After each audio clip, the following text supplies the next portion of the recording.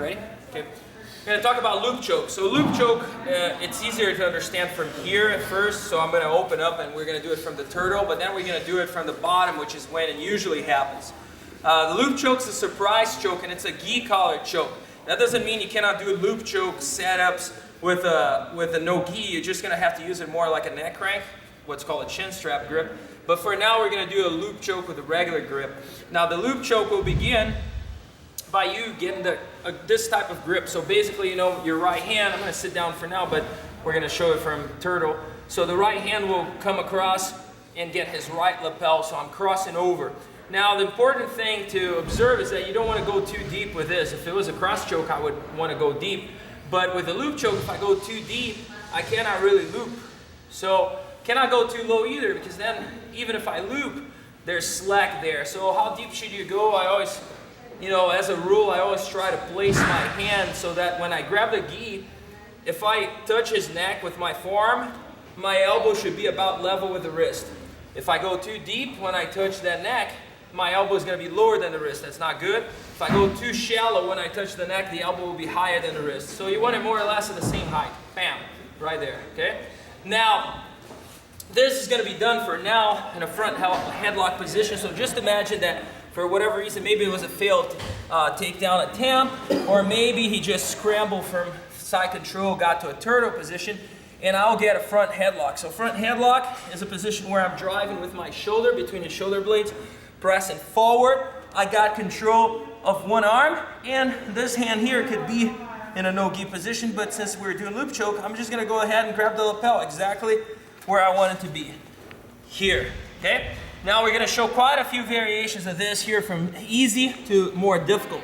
So the first variation, I want to finish the loop choke, and what I'll do with that is that I'm going to drive forward, okay? So when I do drive forward, I want to tap his knee, the far knee, with a free hand. So my left hand is going to tap his left leg. Thumb down, it's impossible to tap like this. So when I'm here, you're going to see that if I try this here, very awkward. So go thumb down, so I'm doing this here, to tap that knee. The reason I place my hand outside the knee is to prevent him from stepping up and basing out. Because if I don't do that, he steps up, go ahead, and I try driving this way, nothing's going to happen. So I prevent him from basing out, and then I'm going to use that shoulder here to strike him and drive forward to force this collapse here. Now it's important that I try not to give him an underhook at this point, meaning this is not ideal here. Ideally, I would want to stay here in a situation where the underhook does not happen. And I'm going to try to flatten this guy out. So here, okay? Now at this point, this is tight, so be careful, because at times with the loop choke when you're practicing or during a match, you can't even let go. The guy taps and you're stuck in there and he will go out. So be ready to back away, because you're crushing yourself here too. So how do I finish this? In a two-fold manner.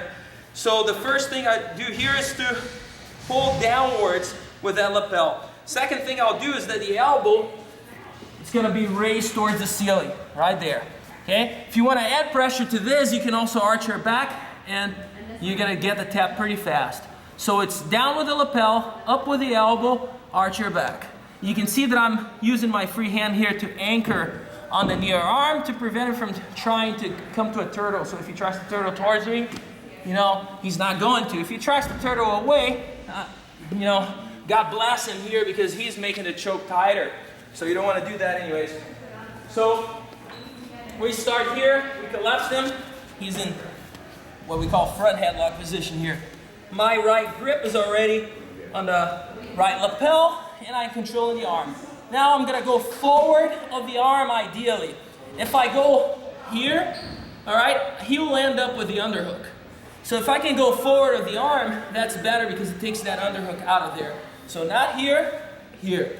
Now drive it with the shoulder, flatten him out, pressure, and choke.